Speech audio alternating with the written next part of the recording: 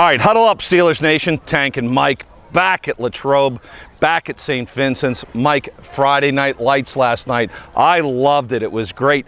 There was a tornado coming in. It looked like Dorothy and the Wizard and a Scarecrow were going to come in for a little bit. No rainstorm. It was good. Practice went on as it was supposed to.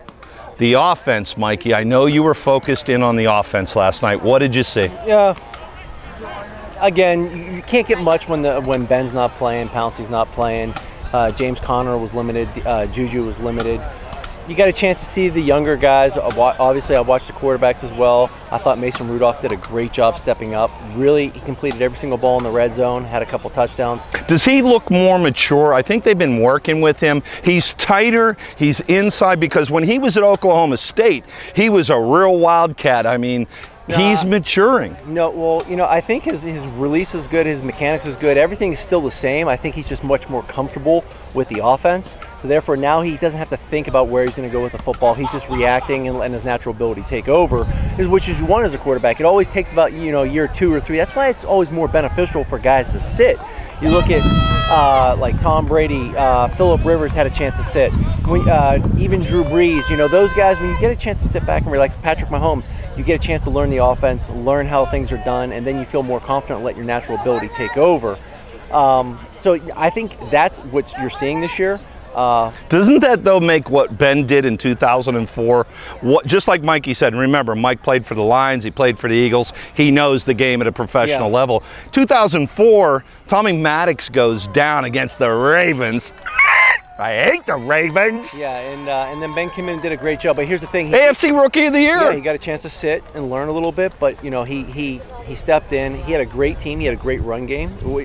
Rookie quarterbacks or first-year quarterbacks, how are you productive? You need a great run game. You need a good offensive line, first of all, a good run game with a good running back, which you had Jerome Bettis, and a great defense.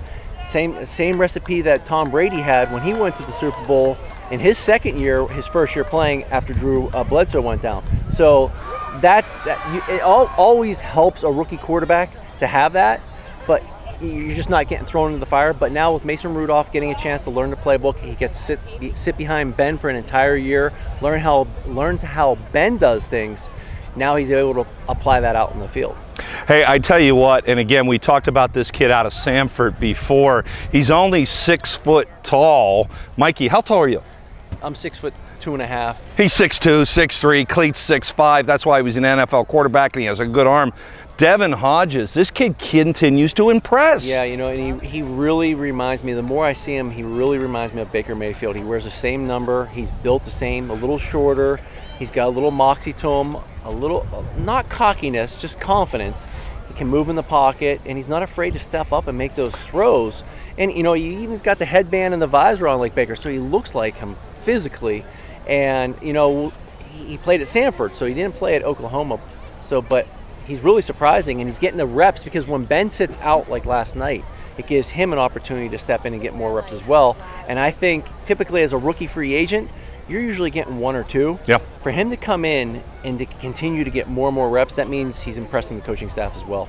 One of the things the coaches absolutely have to be seeing about Devlin Hodges, and again, we know he's 4th on the depth chart, but his feet, Mike, when you get stuck in that pocket, you see a big animal like Tuitt coming at you, or Cam Hayward, you may freeze and your feet stop moving. His feet were great last night. He was moving in the pocket, moving around, finding those throwing lanes, which is a shorter guy, he's got to find the lane, right? Yeah, and he's not moving with the happy feet. He's moving calm. And it's just a subtle movement here and there, just a little shift, a little slide.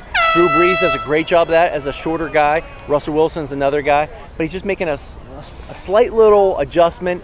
And the other thing he's really good at is his release points. He changes his release point. It's not always from the same spot. He finds a way. Sometimes Patrick Mahomes does this really well, being a former baseball player.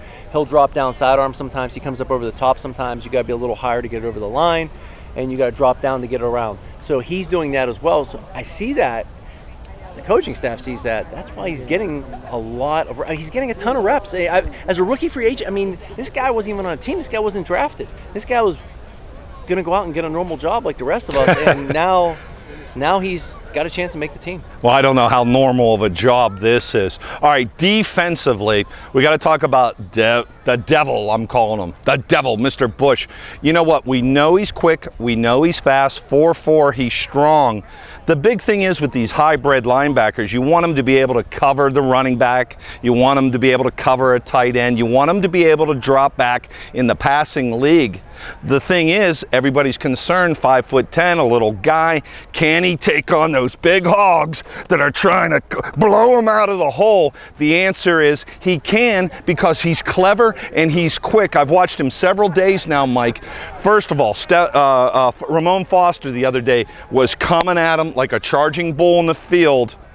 Devlin Bush did exactly what he did, jacked up, extended back, shed his block, and got to the tackle. You should be very excited about that. The other thing he's doing also, Mikey, we watched him do this. Is rushing the passer, rushing the quarterback in the pass drills. What'd he do? Benny the bowling ball. What'd he do to Benny the bowling ball? You liked his power rush where he ran him over. And they had a couple good battles. I think Devin Bush won the majority of those battles. The one that was most impressive to me was not the time he ran him over, but was the time he kind of pushed up, set him up to the right, and his spin move. His spin move was so quick, so tight right to the quarterback.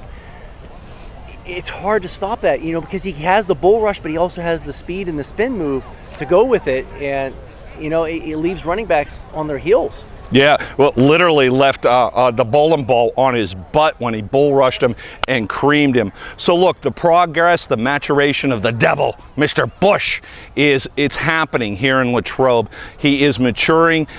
The pro game doesn't seem too big for him at this point. Second-year guy, Adai, number 92, kind of looks like James Harrison, is kind of playing like James Harrison. Also on the backs on backer drill last night. Also was very scary a couple times. Yeah, I think he's a really good pass rusher, but he's a little light to stop the run. Going right direct at him, and you have a big, 320-pound guard pulling towards him.